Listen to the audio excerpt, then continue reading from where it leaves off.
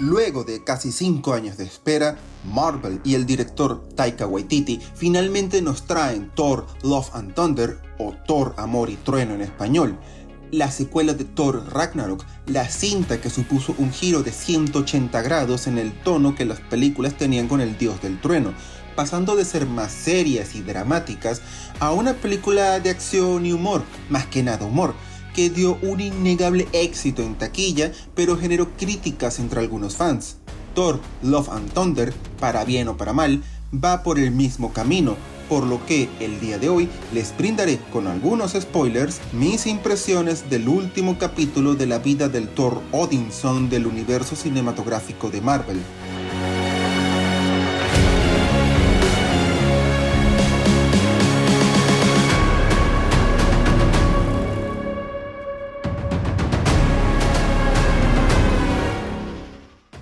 Luego de los eventos de Ragnarok, Infinity War y Endgame, donde Thor ha sufrido muchas pérdidas, el dios del trueno inicia un viaje para encontrar su paz interior. Pero su retiro se ve interrumpido cuando Gorr, el carnicero de los dioses, un asesino galáctico, surge repentinamente con el objetivo de extinguir a todos los dioses. Para enfrentar esta peligrosa amenaza, Thor pide la ayuda de la reina Valkyria, su amigo Korg y su exnovia Jane Foster, quien de forma inexplicable ahora porta a Mjolnir y se ha convertido en Mighty Thor, la poderosa Thor en español, para así embarcarse juntos en una peligrosa aventura cósmica para encontrar y detener a Gorr antes de que sea demasiado tarde. He de reconocer que al momento de pensar en el Thor de Taika Waititi, solo se me venía a la cabeza el cómo no me gustó Ragnarok en su momento. Aunque Thor nunca ha sido de mis héroes favoritos de Marvel, y sus dos primeras películas son, en el mejor de los casos, olvidables.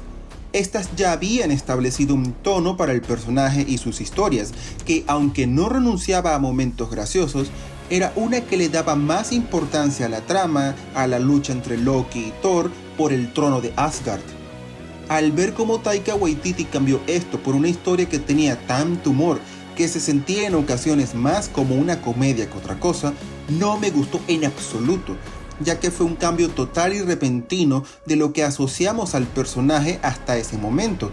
Aunque es innegable que funcionó, ya que Ragnarok no solo se convirtió en la película más taquillera de Thor hasta ese momento, con $850 millones en taquilla, sino la más aclamada por la crítica y el público general. Además, luego de esta película, vi otros trabajos de Taika Waititi, como Jojo Rabbit, donde su particular sentido del humor sirve para reflejar la forma distorsionada en que Jojo ve el mundo a causa de la propaganda alemana de finales de la Segunda Guerra Mundial, y el cómo termina derrumbándose todo al terminar la guerra, y el final de la primera temporada de Mandalorian, donde pese a tener el humor característico de Waititi, nos da un épico final de temporada. Al ver que detrás del humor de Taika Waititi sí puede haber buenas historias, y ya aceptando como definitiva la nueva personalidad de Thor que Ragnarok impuso a partir de entonces, ya sabía a qué atenerme en la nueva película de Marvel, y pese a los buenos trabajos que Waititi nos dio, decidí enfrentar a Thor: Love and Thunder con las expectativas más bajas posibles, algo de lo que me alegro, ya que la película terminó superando mis expectativas. No nos engañemos, Love and Thunder mantiene todo el humor e irreverencia que ya vimos en Ragnarok, al grado que ya directamente se siente como una película de Guardianes de la Galaxia, algo que se refuerza al estar ellos en el inicio de la película. Pero en esta ocasión no siento que sea un obstáculo tan grande para contar la historia. Pese a lo que algunos puedan pensar, una buena historia no es necesariamente compleja, sino una bien narrada. A título personal, si una trama tiene un buen inicio, desarrollo y final que se sienta coherente y bien hilado al final del día, para mí se convierte automáticamente en una buena historia, independientemente de su complejidad o no. Es por eso que me gusta la trilogía de precuelas de Star Wars, pese a sus innegables defectos, mientras que no me gusta para nada la trilogía de secuelas, pese a sus innegables virtudes. Esto termina pasando en Love and Thunder, donde la trama es bastante sencilla, centrada en no obsesionarte con el pasado y lo que has perdido y en no cegarte por los miedos sobre el futuro, sino el disfrutar el ahora con tus seres queridos, teniendo un desarrollo que siento más coherente que en Doctor Strange y el multiverso de la locura, donde el poder del amor y la amistad que salva todo al final de la película no se siente forzado como en la película de Sam Raimi.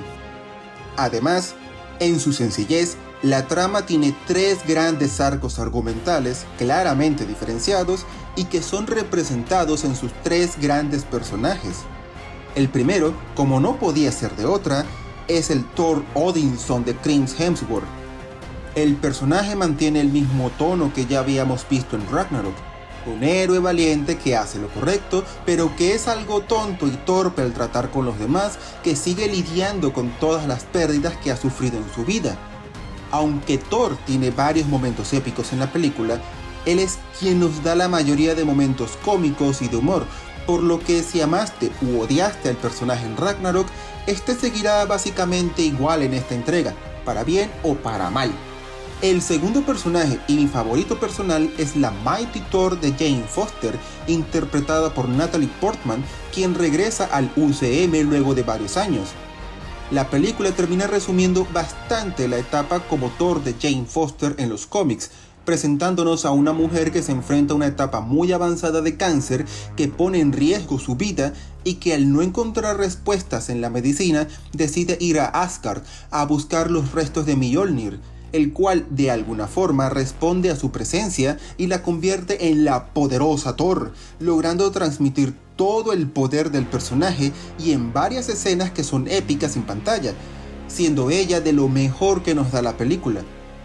Su historia es una de superación, de no dejarse vencer por la adversidad y luchar hasta el final por lo que crees correcto. Del lado de las cosas mejorables, siento que la más notable es la forma en que muestran a Jane Foster enferma y a la Jane Foster como Thor. En los cómics vemos a Jane Foster demacrada por la enfermedad, extremadamente delgada y calva a causa de la quimioterapia, y que hace un enorme contraste con su apariencia sosteniendo al Mjolnir, donde se ve como una mujer sana, musculosa, con una larga cabellera, portando el martillo y armadura de Thor. En la película, en cambio, la diferencia es más sutil, simple y por encima de todo menos impactante, con apenas unas ojeras y un cabello con menos brillo y poco más, por lo que no existe ese mismo contraste de los cómics que hace difícil creer que Mighty Thor y Jane Foster sean la misma persona. Otra cosa que no me convenció es el tiempo en pantalla. Al final del día, la película es protagonizada por Chris Hemsworth, no Natalie Portman, lo que deja a su personaje en un relativo segundo plano, que impide que tengamos más escenas con un personaje que se ve muy prometedor. Añadan esto que al final de la película ella muere y la sensación general que queda es el de un personaje que podría haber dado más de sí, teniendo incluso su propia historia en un futuro, y que termina desapareciendo demasiado pronto. Claro, en los cómics de Mighty Thor, Jane Foster regresa de la muerte como una valquiria, pero nada garantiza que revivan a un personaje en las películas live action del UCM, y por el tono del final, todo parece indicar que no volveremos a ver de nuevo a la Thor de Jane Foster. Finalmente tenemos a Gorr, el carnicero de los dioses, interpretado por Christian Bale. Love and Thunder no se aleja de la fórmula típica de Marvel, una historia que realmente quiere desarrollar la humanidad y problemas personales del héroe protagonista y que tiene a un villano sencillo para solo justificar las escenas de acción y poco más. Pero aunque la trama de Gorr es simple, con su hija muriendo ante la mirada cruel de un dios egoísta que no hace nada para ayudar, causando que Gorr decida vengarse matando a todos los dioses del universo, a diferencia de lo que sucede normalmente en otras películas de Marvel, esta vez crearon un villano que sí se integra bien a la trama central y que genuinamente te interese saber más de él. Mucho de esto se debe a la actuación de Christian Bale que, aunque su personaje sale poco en pantalla, nos da una actuación tan buena, que no solo hace que empatices con el personaje, sino que casi podríamos decir que está a nada de ser demasiado buen actor para hacer del Gore del universo cinematográfico de Marvel. En cuanto a efectos especiales, hay poco que decir. Es una película de Marvel Studios pagada por Disney. Aún con las recientes polémicas de pérdida de calidad en sus recientes producciones, por defecto cumple con el mínimo de calidad que esperamos de estas películas. Donde sí puedo poner un pero es en el diseño artístico, no porque sean malas, sino porque es muy continuista con Ragnarok y hasta diría que Guardianes de la Galaxia, habiendo poco o nada que considere propio de esta película. Lo que sí destaco son los momentos en que sale Gore, por lejos los más épicos de la película. Hay un momento en particular en donde el mundo se vuelve blanco y negro a causa de los poderes corruptos de Gore, donde no solo brilla por el sutil homenaje al cine clásico de Hollywood, sino por lo impresionante que se ven Thor y Mighty Thor con sus rayos iluminando y dando color a la oscuridad que la maldad de Gore impone en la escena.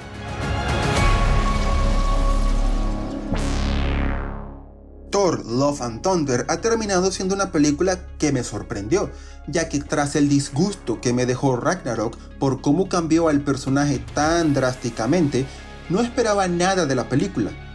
En cambio, y tal vez en parte porque Jojo Rabbit y Mandalorian me permitieron ver con otra cara el particular sentido del humor de Taika Waititi,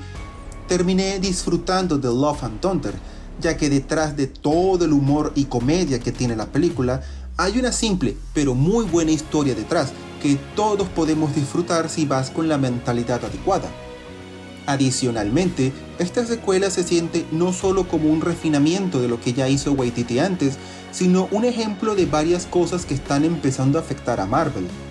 Y es que, al final, la película es continuista y simple, y aunque esto no es necesariamente malo en este caso, sí es un reflejo de una maquinaria, la de Marvel Studios, que tal vez debería empezar a considerar reducir el ritmo de sus producciones, tanto en películas y series de Disney Plus, que estrenan anualmente, para dar más tiempo de trabajo que garantice la calidad de historia por encima de la cantidad estrenada cada año. Pero fuera de estas preocupaciones sobre el futuro de Marvel, la realidad es que Thor, Love and Thunder, aunque no sea la más compleja, o original, o épica del estudio, es una película que disfruté y me dejó satisfecho al salir de la sala de cine, por cómo logró contarme bien una historia con un humor que no impide tener acción y drama, y eso, al final del día, es lo más importante en una película.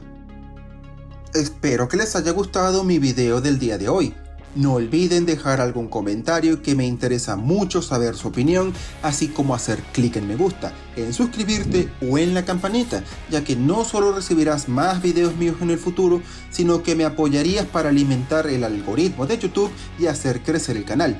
Agradeciendo todo el apoyo que me brindan, les deseo un buen día y hasta pronto.